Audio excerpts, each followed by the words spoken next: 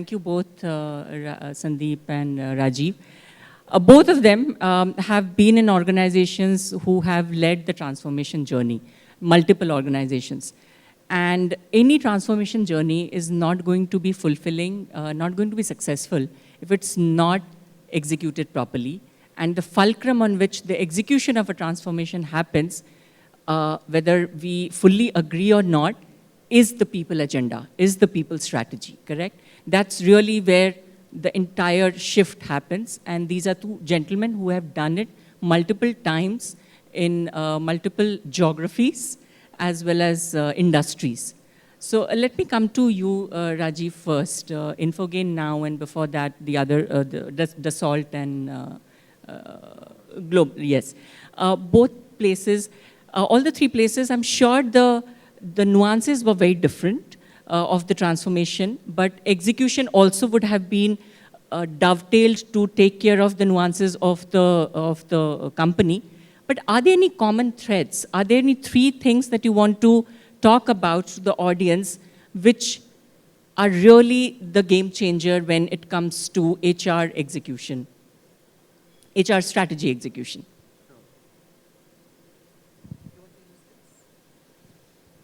Thank you, Ruchira. So, if I really bring in the common elements to this perspective, I need to take a step back and one is the industry, right? We come from, what are the relevance aspects from an industry standpoint, and second is the context of the organization, because every organization is in a different space and journey, and third is the employee expectations. Now, if I give you context of today, because your execution is as good as your strategy, definitely you need to plan it better, otherwise you'll not be able to execute it well. Now, from Infogain standpoint, we are in technology industry. Everybody knows that we are dealing with a problem from a market situation perspective. It has become an employee market. The working models have changed. We're dealing with the ever-evolving technology shifts from a requirement perspective. The sense of belongingness is a problem. So these are industry-specific challenges everybody is facing, and we need to fix them. Second is the industry, the context of the organization. We are a private equity-backed organization. So the clear expectation from the board is, in a simple formula, 20-20-20. So our growth has to be more than 20%, our EBITDA has to be more than 20%, and our attrition has to be less than 20%. Now, July end, I was in our headquarters in US and for the board meeting, and the board meeting started with the people topic and ended with the people topic, which is a big shift I've seen, which is a great news for HR professionals, because that's where the HR is actually moving now. And the third is the people expectations. Today, our people, they're looking for flexibility. They're asking for flexibility from a working models point of view. They're looking at flexibility from the way they learn in the organization and the career opportunity standpoint. They're also looking for differentiated rewards and total benefits. Now, if I look at all these elements in the context of today and look at it from the context of execution, the important thing which is evolving and changing between this organization and the previous organization is we are actually going back to the drawing board and rewriting the entire EVP. So at this moment, what is our differentiated employee value proposition because of the changes which are happening in industry and also in the context of organization is very essential, which has element of credible strength which we are delivering on ground and the aspirational aspects for the next 3 years for the organization. That's one thing, and we are partnering with someone who has expertise in that space. Second is we are still working from home. We did a survey 2 months back just to check the pulse of people, how many of them want to come back to workplace. 77% people said that they don't want to come back to workplace. That's a reality of our organization.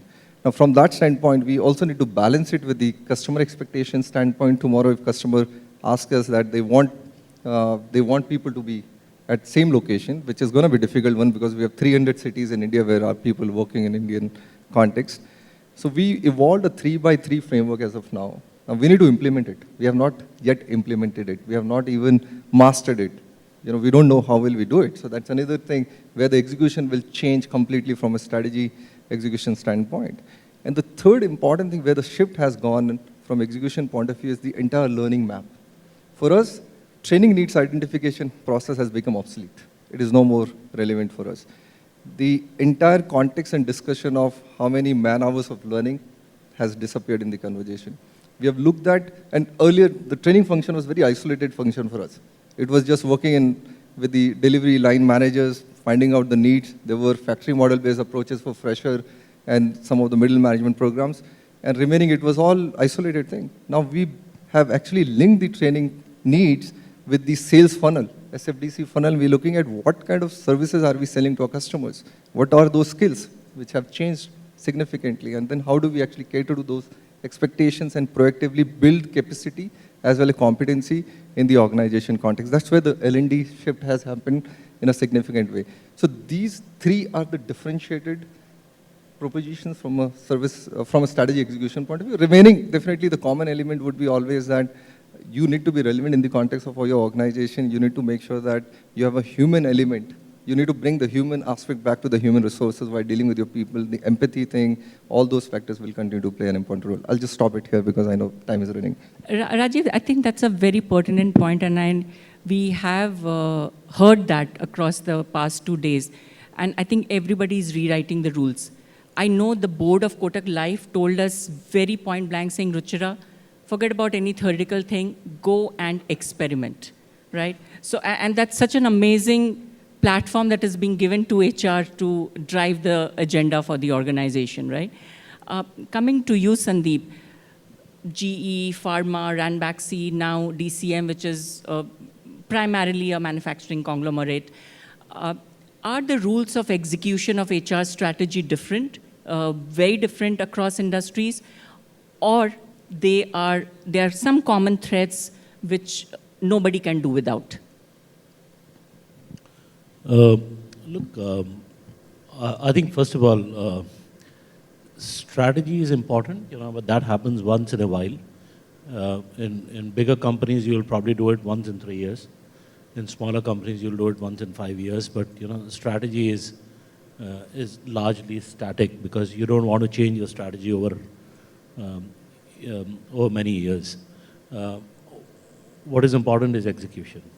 Finally, executing that strategy and putting it on a piece of paper in terms of showing the results, whether it is financial results or people results. That's really what's going to be important. So that's an important piece, and I'm sure everybody knows that. There's nothing new that I'm talking about here.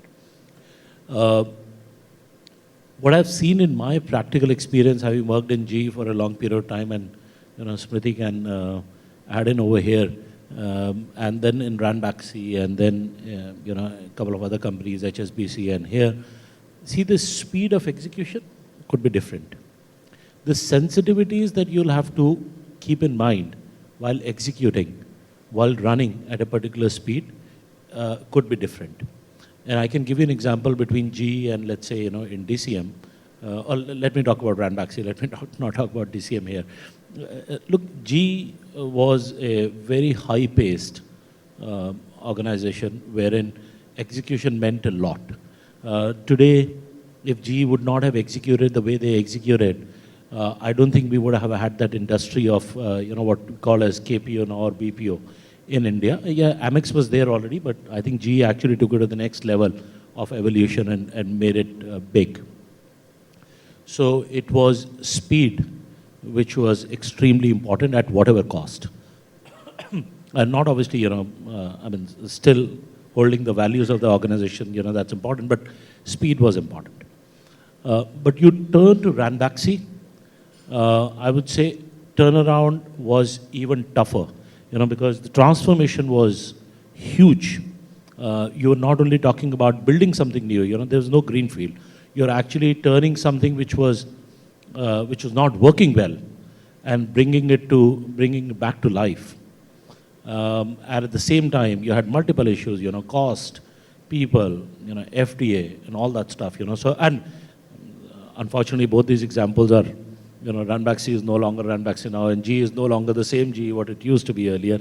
Having said that, Ranbaxy was more thoughtful, more, I would say,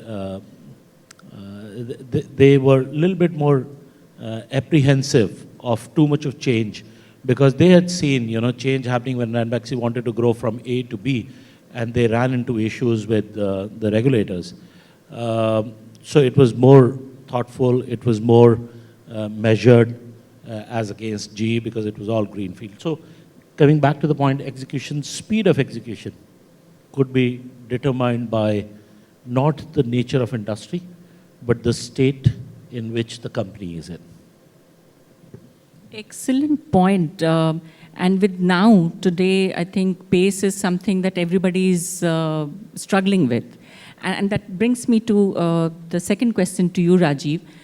Pace is one thing. There are other paradoxes which are currently there in the organization. So it's pace versus work-life balance, right, for people. Productivity versus carefulness and other things.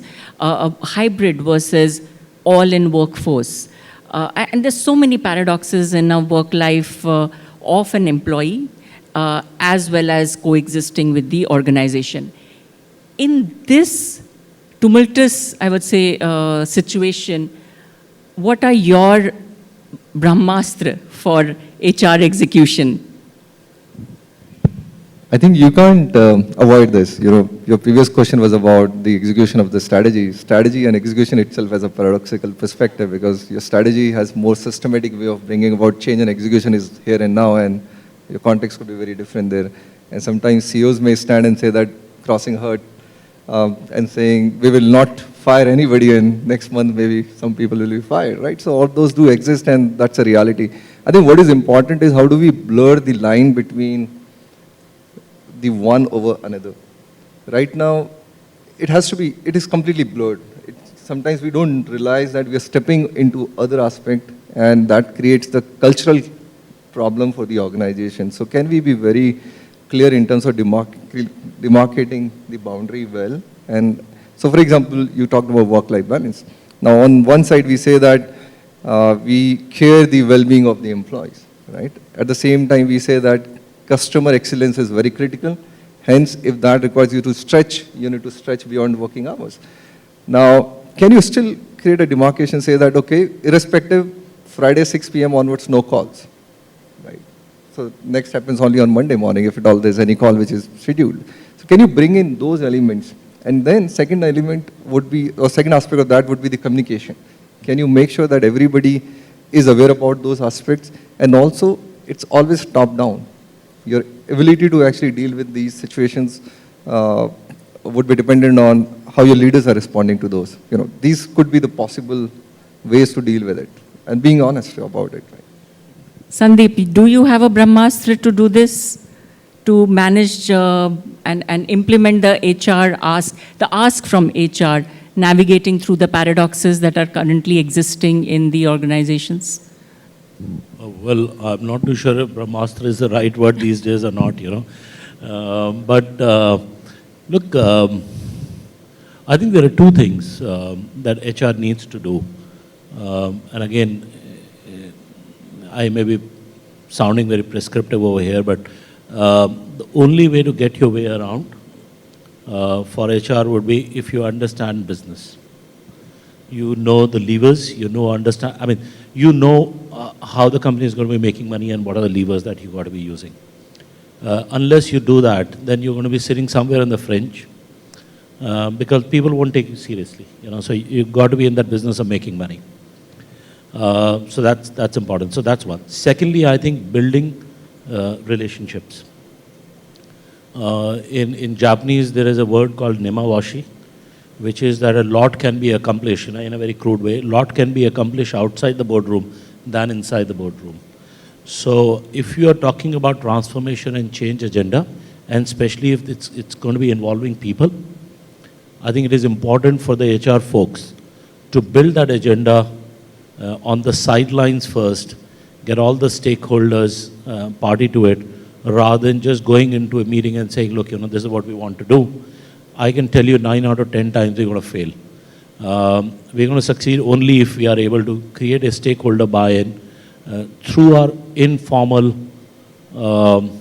relationships that we have kind of built over a period of time. That's the reason why, you know, it is very important for HR guys to stick around wherever they are, because they got to build relationships with people, and that would be the only thing which kind of pay you in long run.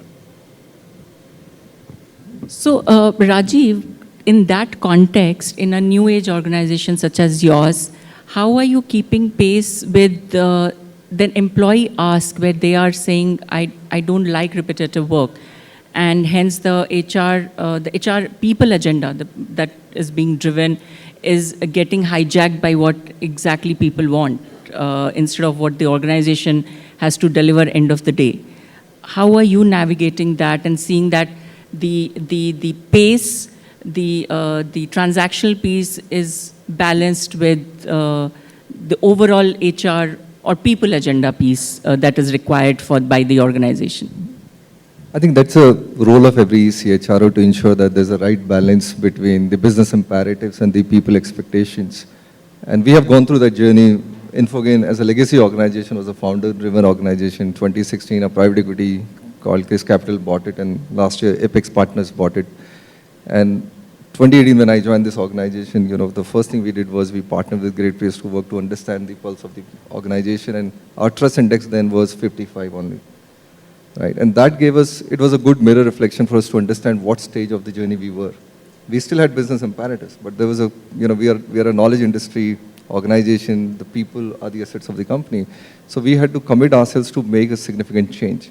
This 55 became 66 next year, 66 became 71, and as I speak to you, it is 80 in the fourth year, and our India Trust Index was 82. So that's a transformation which happened. So people expectation you can still cater to. If you have a right commitment, if your leaders actually believe that the culture builds top-down always, and they actually do what they say and what they expect, right? That's very important from a culture point of view. And secondly, as a HR organization, you need to remain very clear about this fact that you're the custodian of the organization. You're the custodian to ensure that you have a consistency in the company, there's a systematic way through which you operate, there's a trust in the organization, and people actually believe that there's a fairness in the organization. So these aspects you can still drive.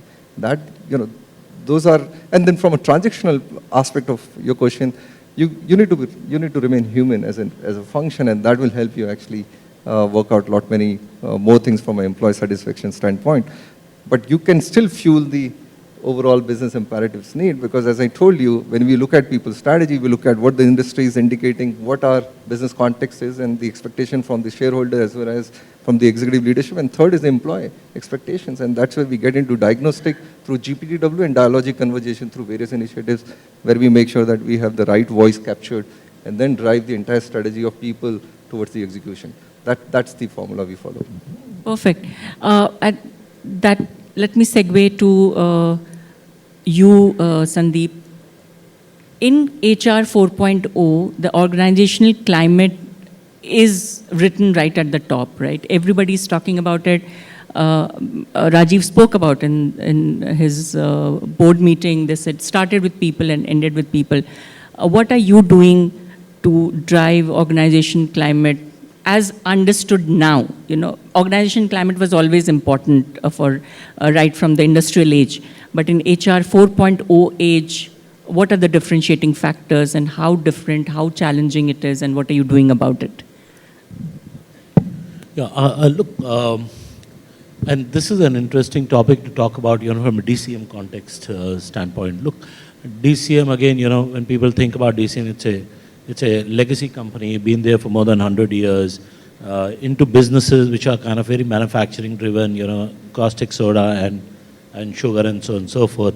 But let me tell you, the life is changing, and we are largely a rural company because we got our factories in the rural part of the India. Our customers are, our vendors are agricultural, farmers, and we sell to farmers because of our bioseed and, the other products that we have. Now, why am I telling you that is reason that those people are changing. The rural India is changing much faster than what we think and what we believe, and much faster than what the urban India is changing. The usage of, we may take pride in the fact that, we are using, well, I'm on Facebook, but I guess Facebook is now probably old, Insta is the new thing, but we are almost in all the social platforms that we could boast of. But I can tell you, 9 out of 10 guys in rural India are already into it. I mean, they buy small packs, the data packs, and they are already into it. So the important piece for us is to follow what our customers are doing and what our vendors are doing. And in this case, they are streets ahead of us in terms of use of technology. Now, having that as the background, we've got to think about what do we need to do from an HR standpoint, you know. For example, when there used to be days when the sugar cane would come in carts. Now, if you pass through, you know, any of the sugar bells and you realize there's a sugar factory here, there's going to be a jam because sugar carts would come in and, you know, park over there, and for days they'll be parked there at least a couple of days before they would get unloaded. Now that entire thing has changed. It's all digitized. Wow. All digitized. So you don't have to leave your farm or you don't have to leave your village. You go to a place where you deposit your sugar cane, and then the same would get transported the same very day, transported to the sugar factory, and from there get processed the same very day. So what is done is that it's improved the productivity. It has improved the productivity not only for the company but also for the farmers. They're getting their money online. They can now have apps wherein they can actually go through and see how much sugar cane have they sold, what is the productivity, what rate and all that, so they know. To almost to the extent that one of the farmers told me, I said, look, you know, this is great. Now you can know, at least, you know, at what price are you selling. He said, no, I don't look at it, you know. मैं देखता नहीं उसको, because अगर मैं उसको देखूंगा तो मैं बेच नहीं पाऊंगा. Because, you know, poor guys, you know, they're not getting enough yield in terms of the money. They said, you know, we sell because we want to sell, but it is the next generation which is taking on to it, which makes us extremely important that we got to change our people, our ecosystem, our thought process to be aligned to it. Old generation thought process will not work at all. So you're struggling with old people who know how to make sugar, but you're going to be telling them making sugar and knowing how to make sugar is not important. What is important is how digitally you're going to make sugar. Just think about it, you know, you're digitally making sugar. So it's a tough one. So that's the mindset that we are going to be up against. This is very interesting. You know, we sitting here, we think mostly of the urban setup, and with the tech companies, we're mostly thinking of the urban setup is the one who's using tech, right? And here you are saying my people have to be aligned to the rural India, because that is changing and the mindsets are in a flux of change or in the transition of change. Fantastic. We are almost up. I'll have some rapid questions to you. You guys are okay with that? Okay. So in HR execution, and we'll keep 4.0 HR execution in mind when we're answering it. One, if you have to choose between high tech and high touch, what will we choose? High touch. High touch? High touch, yeah. High touch, all right. And that's, you're not saying because you're HR? No. Okay. I'm a finance guy into HR, so I don't care about HR. All right. What should be first? Digital, phygital, or digital, which is digital followed by physical? Physical. Phygital. What about you? I have no idea what the other twos are, but I can say physical. Phygital. Physical is, Physical. you know, the end experience which you get actually. Digital, I don't know what that means, So honestly. phygital is physical first, followed by digital. Oh, okay, got And it. digital is digital first, followed by physical. See, here you go, you know, now you see a person sitting over talking about digital who has no idea about these nomenclatures, but anything which is physical. So phygital first. Physical, okay. All right, okay. What would one thing that HR should never execute? Never execute. Never execute. Okay, by the time you think about it, one thing that HR should execute now. Human-centric Human-centric approach. HR services. Sandeep? Yo, understanding business. Understanding business. Not anything that HR should not touch. If they don't understand business, don't get into it, man. Good one. Great. Thank you so much. Thank you for sharing your wisdom, sharing across industries and geographies. And thank you, audience. Thank you, Soumya and Pooja, for the opportunity. And thank you for listening.